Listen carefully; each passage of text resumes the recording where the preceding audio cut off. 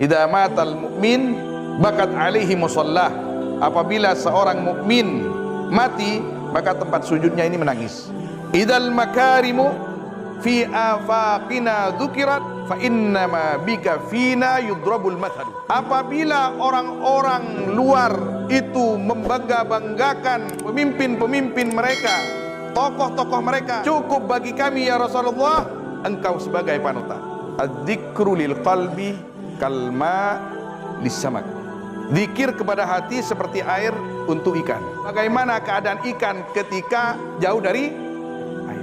Begitu juga hati kita, Pak. Kalau hati kita jauh dari zikir kepada Allah, dari memperbanyak salawat kepada baginda Nabi Muhammad SAW, bagaimana hati kita mau hidup? Gak usah dilirik perbedaan-perbedaan itu. Yang penting kita bisa dekat kepada Allah Subhanahu wa Ta'ala. Banyak penyesalan-penyesalan gara-gara kita meninggalkan sesuatu yang karena khilafiyah. Apapun yang bisa menjadi dekatnya kita kepada Allah, lakukan, Pak. Yang kita cari hanyalah Allah Subhanahu wa Ta'ala. Yang kita cari hanyalah cinta baginda Nabi Muhammad sallallahu alaihi wasallam, bukan yang lain. Kata Nabi sallallahu alaihi wasallam, lam yamut hatta yara maskanahu fil jannah. Atau kama qala Nabi sallallahu alaihi wasallam, orang yang tiap hari membaca qul huwallahu ahad 1000 kali, maka tidak mati kecuali sebelum mati dia diperlihatkan tempatnya di surga. Untuk melepaskan penyakit yang sangat besar itu dari hati kita, yaitu an-nifaq. Karena nifaq ini masalah. Yang dikejar hanyalah kepentingan, yang dikejar hanyalah wajah, yang dikejar hanyalah muka, mencari nama, pangkat dan lain sebagainya, posisi di antara manusia. Hatinya tidak karena Allah Subhanahu wa Ta'ala. Maka kita harus hati-hati tentang penyakit ini. Orang yang mau hilang rasa nifaknya, di antara sifat nifak itu kata Al-Quran, wa idza qamu ila sholati qamu kusala. Orang yang di hatinya ada nifak, kalau mau sholat dia malas.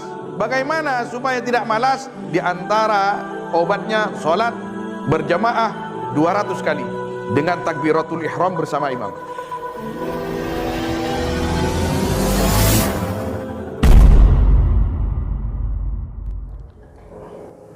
Assalamualaikum warahmatullahi wabarakatuh.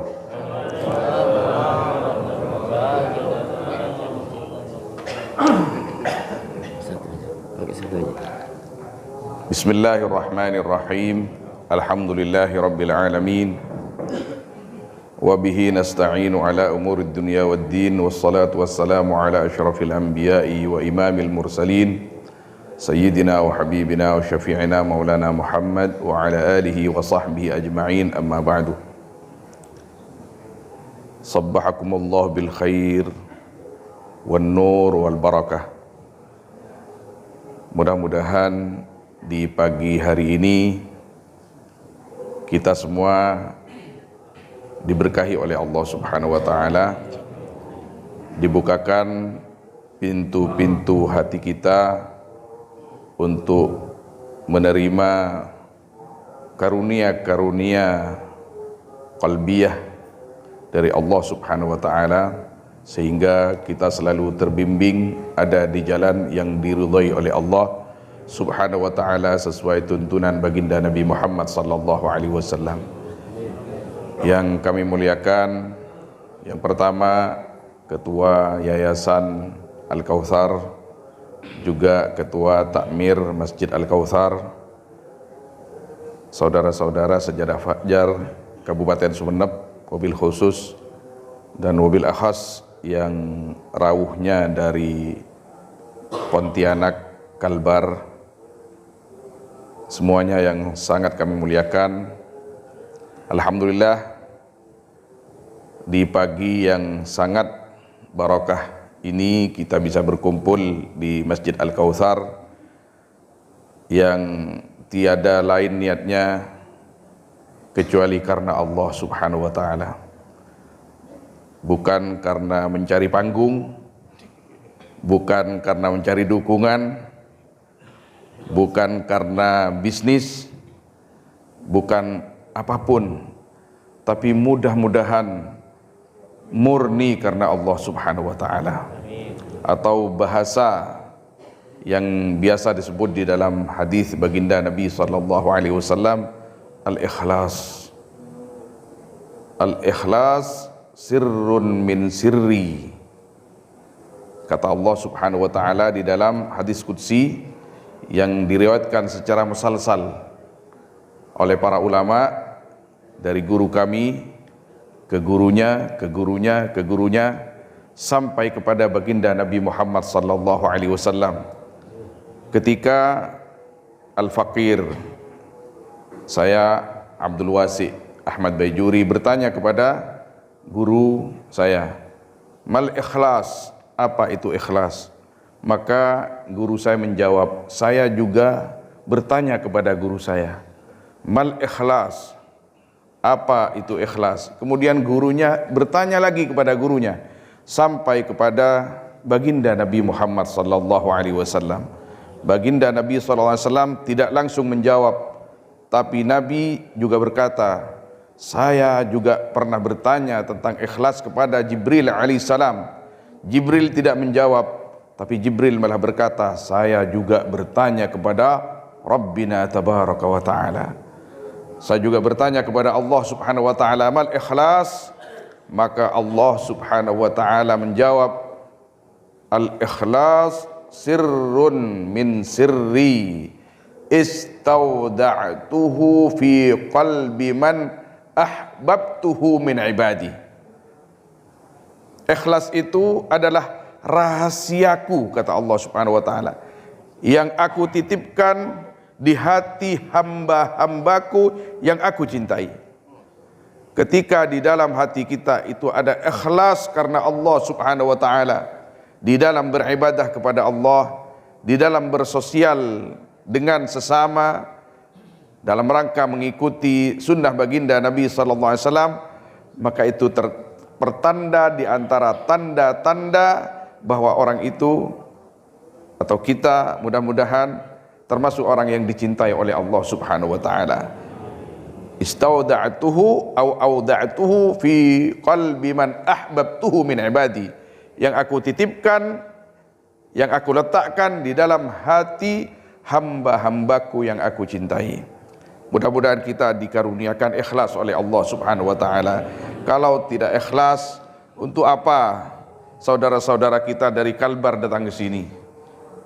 Meninggalkan saudaranya, negerinya, golongannya hanya untuk bersilaturahmi. Alhamdulillah yang dipilih oleh Allah Subhanahu wa taala masjid yang bernama telaganya baginda Nabi Muhammad sallallahu alaihi wasallam.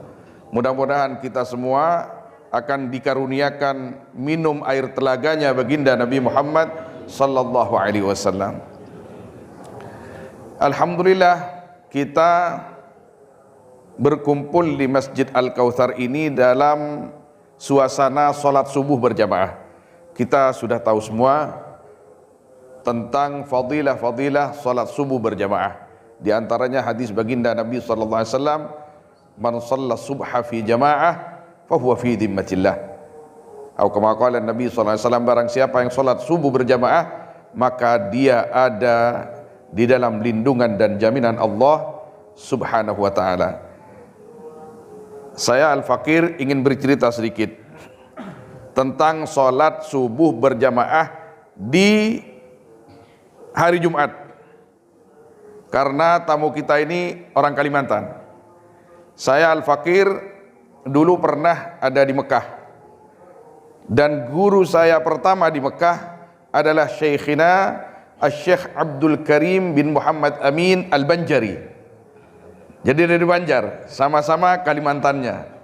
Jadi saya sekarang ini selain bersilaturahmi dengan Al-Kautsar, bersilaturahmi dengan rekan-rekan Sejadah Fajar Sumeneb, saya sekarang silaturahmi dengan saudara-saudara guru saya yang dari Kalimantan. Namanya Syekh Abdul Karim bin Muhammad Amin Al-Banjari.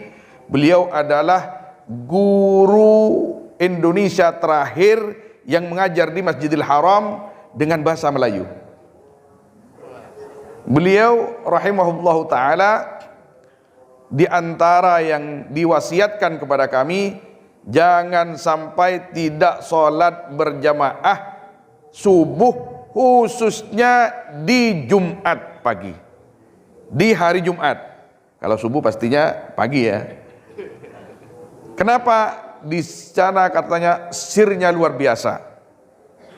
Bahkan beliau berkata, di antara kesenangan saya di Makkah Al-Mukarramah, salat subuh berjamaah di Masjidil Haram. Ini ada saudara saya, teman saya, sama-sama ngaji dulu, Ustadz Yunus. Dulu beliau ini di Pasian, sekarang menjadi masyarakat Sumeneb ini sudah. Masya Allah, tabarakallah. Ahlan wa sahlan wa marhaba. Ini satu alma mater dengan kalau dengan Profesor Dr. Said Agil Siraj ini di bawahnya sedikit. Masya Allah, tabarakallah.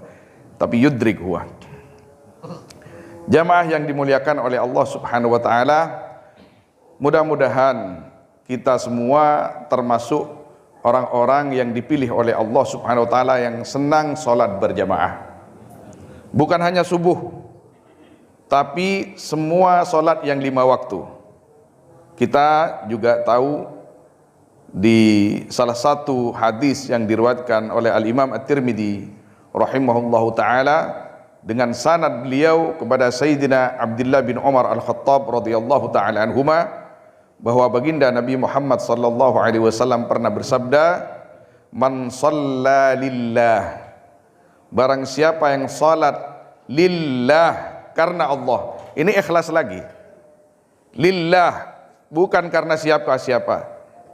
Fi jama'atin arba'ina yauman, fi jama'atin yudrikut takbiratal ula, kutibat lahu bara'atan, bara'atum minan nar wa bara'atum minan nifaq.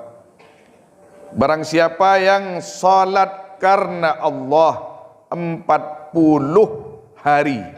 40 kali 5 berapa? 200. Agak lambat jawabnya karena bukan fulus. Ya Ustaz ya, karena bukan fulus. Ustaz Taufik. 5 kali 40 hari, 200 salat berjamaah, yudrikut takbiratul ula. Dia mendengar takbiratul ihram imamnya yang pertama. Artinya dia sudah posisi ada di belakang imam.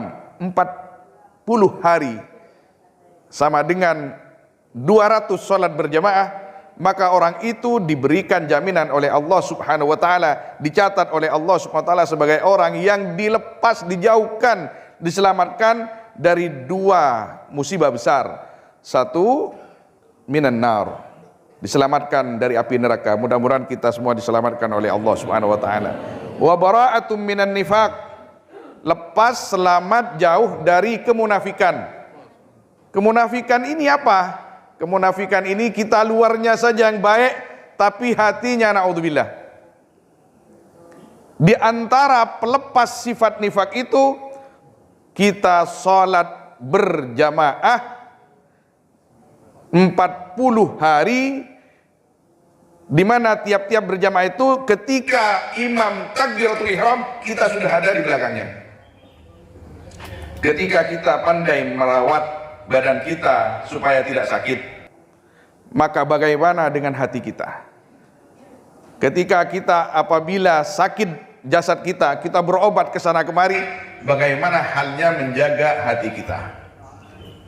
Tidakkah kita mencoba 40 hari tak tobang dan Madura? Selama 40 hari kita sholat berjamaah untuk melepaskan penyakit yang sangat besar itu dari hati kita, yaitu an-nifaq. Karena nifaq ini masalah yang dikejar hanyalah kepentingan, yang dikejar hanyalah wajah, yang dikejar hanyalah muka, mencari nama, pangkat dan lain sebagainya, posisi di antara manusia. Hatinya tidak karena Allah Subhanahu wa taala. Maka kita harus hati-hati tentang penyakit ini. Mudah-mudahan kita dilepas oleh Allah Subhanahu wa taala dari an-nifaq, dijauhkan dari penyakit ini. Amin ya rabbal alamin. Jamaah yang dimuliakan oleh Allah Subhanahu wa taala, Salat berjamaah seperti yang dibiasakan atau yang dijadikan kegiatan oleh rekan-rekan sajadah fajar, ini bagaimana hukumnya?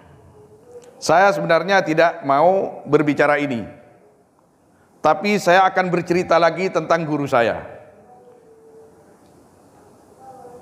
Apabila kita mengkhususkan setiap hari Minggu pagi atau setiap hari Jumat pagi saja kita keliling masjid dari satu ke yang lain, maka ini akan menimbulkan pendapat-pendapat di dalam ilmu fikih. Tapi yang jelas minimal tidak salah kita ke masjid, ke sana dalam rangka memakmurkan masjid. Dari sana ke satunya lagi dalam rangka mengajak saudara-saudara kita sesama muslim untuk sholat berjamaah dan senang sholat berjamaah di masjid itu. Menghidupkan masjid yang kurang hidup. Atau kita mengambil, kalau dalam bahasa aswajanya ini, barokahnya masjid itu.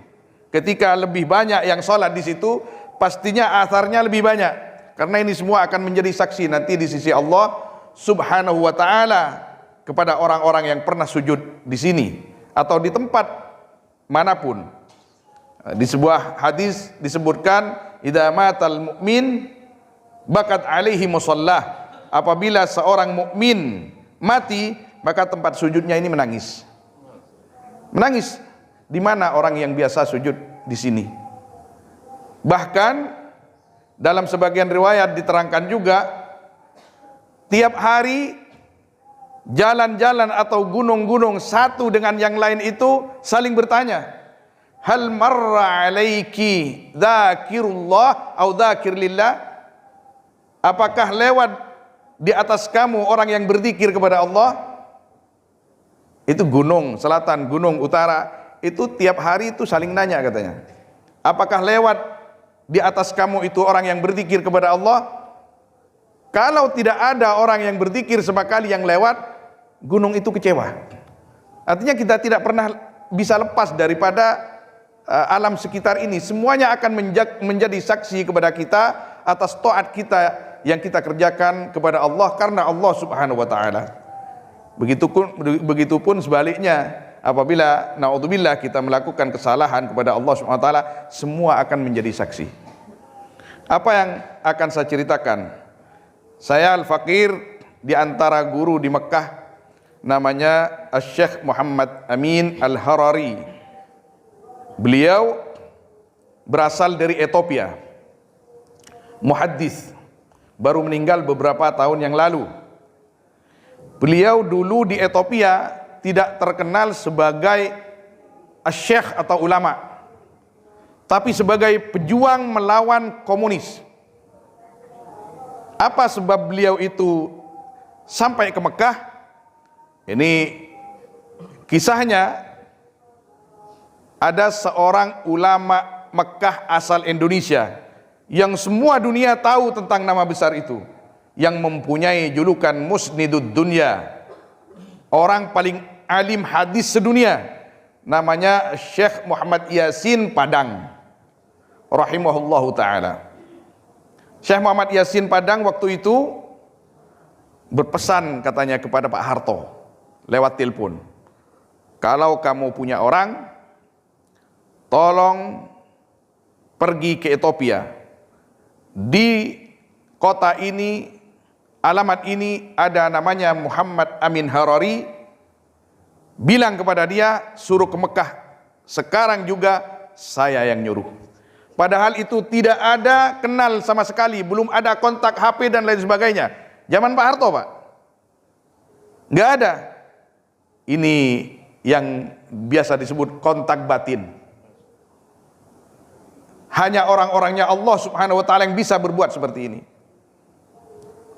Maka Pak Harto mengutus salah satu, apakah bin atau apa waktu itu, pergi ke Ethiopia. Sampai di sana dicari di kampung dan alamat yang telah ditentukan, ditanya. Intel ini nanya, Apakah di sini ada yang namanya Syekh Muhammad Amin Harori? Tidak ada yang tahu. Akhirnya ada yang jawab, kalau pejuang melawan komunis ada. Di mana? Silakan lihat di masjid fulan, menunjuk satu masjid. Akhirnya didatangi masjid itu, ternyata ada orang, jangan-jangan ini sesuai dengan yang disampaikan orang tadi, maka didekati. Apakah Anda yang bernama Muhammad Amin Harori? Ya, saya mendapat pesan dari Syekh Muhammad Yasin Al-Fadani Mekah, Anda disuruh sekarang juga untuk ikut saya berangkat ke Mekah. Itu masa belum sempurna seperti sekarang. Cari pesawat masih sulit, apalagi di Ethiopia. Waktu itu negara termasuk negara miskin, negara yang sulit transportasinya, apalagi pesawat terbang. Walhasil beliau meninggalkan perang itu karena perintah dari Maulana Muhammad Syekh Yasin Al-Fadani rahimahumullahu ta'ala. Berangkat malam itu juga ikut orang Indonesia ini, akhirnya sampai ke Mekah. Di Mekah langsung berguru kepada Syekh Yasin, dan di antara yang mengantongi sanad Syekh Muhammad Yasin Al-Fadani adalah Syekh Muhammad Amin Harori. Beliau punya tafsir namanya Hadaiqur Ruh war Raihan, 32 jilid. Hampir 1 meter Pak tafsirnya. Kemudian mensyarahi Sahih Muslim 25 jilid, lebih setengah meter. Kitab setengah meter Pak, bukan berapa lembar. Dan yang terakhir ini beliau mensyarahi Sunan Ibnu Majah, sama 25 jilid. Bahkan sebelum saya Al-Fakir, sebelum pulang tahun 2015, beliau sudah tidak keluar rumah. Setelah saya tanya kepada putranya Syekh Ridwan, kenapa Syekh ini sudah tidak begitu keluar rumah? Beliau bilang, saya takut tidak cukup umur, Ibnu Majah belum saya selesaikan syarahnya. Betul Pak, Ibnu Majah selesai disyarahi, meninggal beliau rahimahullahu ta'ala.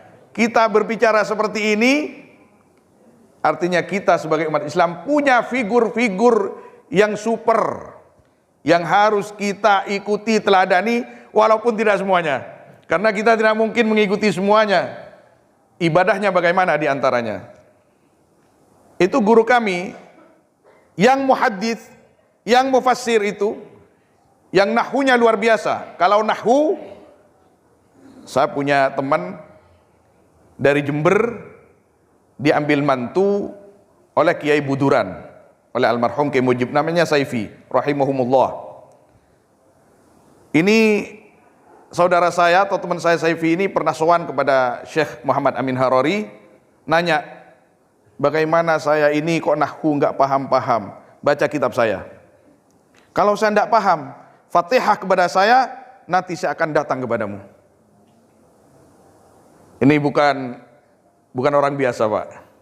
Apa kebiasaan atau diantara kebiasaan beliau, Syekh Muhammad Amin Harori, beliau mengajar di Masjidil Haram. Muridnya itu dari semua kalangan. Di antara kebiasaan beliau 5 waktu itu pindah-pindah sholat di masjid.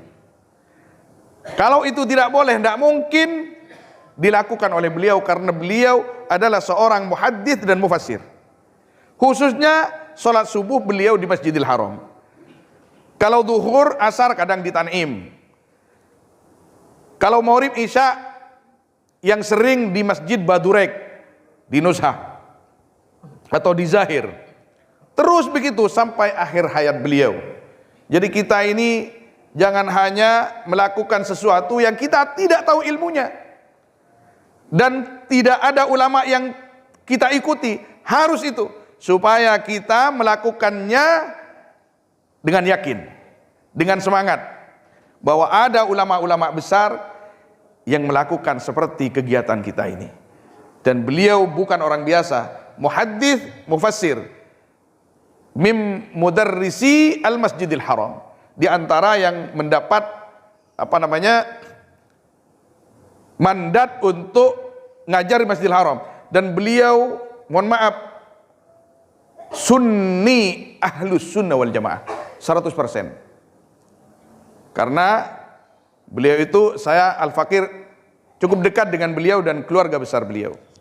Jamaah yang dimuliakan oleh Allah Subhanahu wa taala, maka kita sebagai umat baginda Nabi Muhammad sallallahu alaihi wasallam, kita tidak berbuat sesuatu, tidak melakukan sesuatu, bahkan tidak mengucapkan sesuatu kecuali kita selalu berusaha untuk mengikuti apa yang telah diteladankan oleh baginda Nabi Muhammad sallallahu alaihi wasallam. Pernah Sayyidina Bilal radhiyallahu taala anhu ingin memuji-muji baginda Nabi Muhammad sallallahu alaihi wasallam. Ingin memuji-muji baginda Nabi Muhammad sallallahu alaihi wasallam. Ini cerita Nabi sedikit karena sekarang bulan Maulid. Yang namanya Maulid itu kita cerita Nabi untuk lebih kenal kepada Nabi supaya lebih bisa mengikuti baginda Nabi sallallahu alaihi wasallam. Inti daripada Maulid meningkatkan kecintaan kita kepada baginda Nabi Muhammad sallallahu alaihi wasallam dengan mengenali beliau, mengenali sunnah-sunnahnya dan mengikutinya. Idzal makarimu fi afaqina dzukirat fa innama bika fina yudrabul mathalu. Apabila orang-orang luar itu membangga-banggakan pemimpin-pemimpin mereka, tokoh-tokoh mereka, cukup bagi kami ya Rasulullah, engkau panutan. Cukup bagi kami ya Rasulullah, engkau sebagai panutan. Lah kita ini jauh dari Mekah, Pak, jauh dari Madinah, tapi insya Allah hati kita dekat dengan Rasulullah sallallahu alaihi wasallam. Hati kita dekat dengan Rasulullah sallallahu alaihi wasallam. Kalau hati kita tidak dekat, Pak, bagaimana mau melaksanakan sunnahnya? Hambar kita kalau tidak ada rasa cinta di dalam hati beribadah tanpa cinta itu hambar, berat, Pak. Maka di hadis pertama itu diterangkan tadi, orang yang mau hilang rasa nifaknya, di antara sifat nifak itu kata Al-Quran, wa idza qamu ila sholati qamu kusala. Orang yang di hatinya ada nifak, kalau mau sholat dia malas. Bagaimana supaya tidak malas? Di antara obatnya sholat berjamaah 200 kali dengan takbiratul ihram bersama imam. Kita di dalam melaksanakan sunnah baginda Nabi Muhammad sallallahu alaihi wasallam hendaknya punya rasa cinta. Kita harus kenal figur kita itu. Kalau tidak, berat ibadah kita, berat kita di dalam mengikuti sunnah baginda Nabi Muhammad sallallahu alaihi wasallam.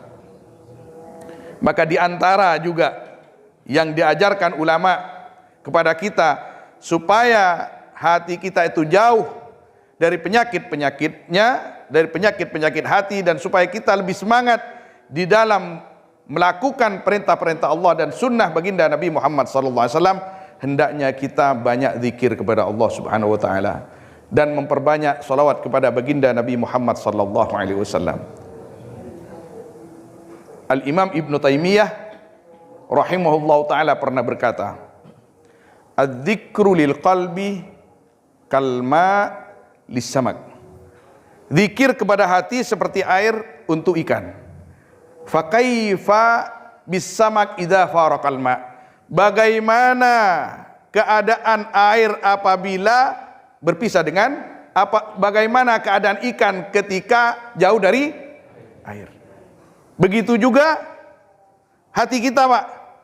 Kalau hati kita jauh dari zikir kepada Allah, dari salawat dari memperbanyak salawat kepada baginda Nabi Muhammad SAW, bagaimana hati kita mau hidup?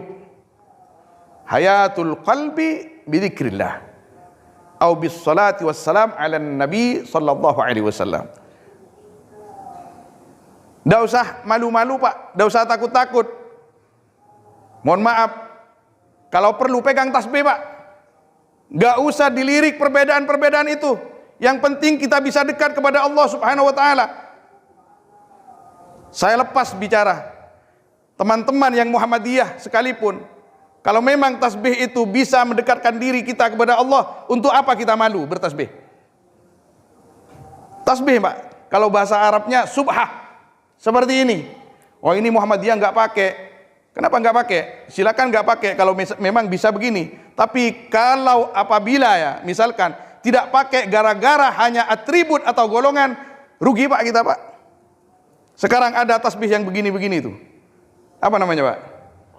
Counter itu. Kalau tidak mau seperti ini, kalau takut dibilang apa namanya bid'ah dan lain sebagainya, kita kesini juga pakai perantara Pak seperti ini, namanya mobil. Kalau nggak ada mobil, saya tidak akan sampai di sini. Secara zahir. Yang penting kita bisa banyak zikir kepada Allah Subhanahu wa taala. Kalau panjenengan bisa begini terus, silakan. Berapa jumlah kita berzikir kepada Allah? Sebanyak mungkin, karena Allah Subhanahu wa taala yang memerintahkan supaya kita zikir yang wadhkurullaha katsira. Zikirlah kepada Allah sebanyak mungkin dan berselawatlah kepada baginda Nabi Muhammad SAW juga sebanyak mungkin. Dalam makna-makna hadis Nabi sallallahu alaihi wasallam, man shalla alaiya salatan wahidah sallallahu alaihi bi asyra, yang selawat kepadaku satu dibalas 10, yang 10 dibalas 100, yang 100 dibalas 1000, begitu pun seterusnya. Jadi kita hidup sementara, jangan sampai kita mati kita tidak bahagia. Jangan sampai kita meninggal dunia banyak kekastaan, candring madura, banyak penyesalan gara-gara kita meninggalkan sesuatu yang karena khilafiyah. Apapun yang bisa menjadi dekatnya kita kepada Allah, lakukan Pak. Di antaranya ini, di antaranya subhat tadi. Gak usah, oh saya Muhammadiyah, saya Persis, tidak boleh pegang tasbih. Cari dalilnya. Kalau memang tidak boleh, tidak usah. Kalau memang boleh, misalkan, ini contoh saja, untuk apa mengikuti perbedaan itu? Sama seperti kunut Pak tadi Pak. Sama seperti kunut. Kalau memang boleh silakan kunut. Yang enggak, ya enggak. Enggak usah kunut. Tapi yang penting bisa mendekatkan diri kita kepada Allah Subhanahu wa taala, kita lakukan. Yang kita cari hanyalah Allah Subhanahu wa taala. Yang kita cari hanyalah cinta baginda Nabi Muhammad sallallahu alaihi wasallam, bukan yang lain. Kata ulama, di akhir zaman yang paling bisa menyelamatkan adalah kathratu dzikrillah subhanahu wa ta'ala. Banyak zikir kepada Allah subhanahu wa ta'ala. Apakah dengan Al-Quran kita berzikir? Silakan. Saya tidak pintar bahasa Al-Quran, baca kulhu Pak 1000 kali minimal tiap hari, sudah banyak itu. Kata Nabi SAW, barang siapa yang biasa tiap hari membaca qul huwallahu ahad 1000 kali, lam yamut hatta yara maskanahu fil jannah, atau kama qala Nabi. Orang yang tiap hari membaca qul huwallahu ahad 1000 kali, maka tidak mati kecuali sebelum mati dia diperlihatkan tempatnya di surga. Qul huwallahu ahad, bismillahirrahmanirrahim, qul huwallahu ahad, Allahu samad, lam yalid walam yulad walam yakul. Pokoknya apapun yang bisa menyenangkan, membahagiakan kita setelah kita pulang kepada Allah, lakukan Pak. Apakah Al-Quran? Silakan yang bisa. Yang bisa membaca Al-Quran tiap hari 1 juz, 2 juz, apalagi sampai hatam tiap hari, silakan. Yang enggak, ya kita cari jalan supaya kita selamat. Qul huwallahu ahad menyelamatkan, salawat kepada Nabi menyelamatkan. Oh sibuk, banyak pekerjaan, tapi banyak duit, sedekah tiap hari Pak. Jadikan wirid sedekah itu, bagi-bagikan kepada orang yang membutuhkan atau kepada lembaga-lembaga yang membutuhkan. Karena tinggal mati kayak kalau sudah mati dari bawah itu Pak, yang seperti itu. Mohon maaf karena ini mungkin saya senang, bahagia berjumpa dengan saudara-saudara kita yang datangnya dari Pontianak. Ini agak lama, biasanya sebentar. Mudah-mudahan seperti halnya kita dikumpulkan oleh Allah SWT di pagi hari ini di Masjid Al-Kautsar, mudah-mudahan kita dikumpulkan oleh Allah nanti di Telaga Kautsar. Seperti halnya kita dikumpulkan di sini oleh Allah SWT fi baitin min buyutih, di dalam rumah di antara rumah-rumah Allah Subhanahu wa taala. Mudah-mudahan kita nanti berkumpul di surganya Allah Subhanahu wa taala bersama baginda Nabi Muhammad sallallahu alaihi wasallam, bersama orang-orang yang saleh, bersama semua guru-guru kita, orang-orang yang dekat kepada Allah Subhanahu wa taala, dan semua keluarga kita mudah-mudahan dijaga oleh Allah Subhanahu wa taala dari api neraka, dari kemunafikan, dari sifat-sifat yang tidak baik. Kita, usaha kita hidup di dunia ini tiap hari, kata ulama ini bersambung kepada sabda-sabda mulia baginda Nabi SAW, tiap hari ini usahakan kita menjadi lebih baik daripada kemarin, besok lebih baik daripada hari ini, begitulah seterusnya sampai kita sama-sama menghadap kepada Allah SWT. Iman kita sempurna, akhlak kita sempurna, sehingga kita dikasih dan disayang oleh Allah SWT. Mohon maaf atas segala kata-kata mungkin ada yang kurang berkenan. Sallallahu wasallam ala sayyidina Muhammad wa alihi wasahbihi ajma'in, walhamdulillahi rabbil alamin. Wassalamualaikum warahmatullahi wabarakatuh.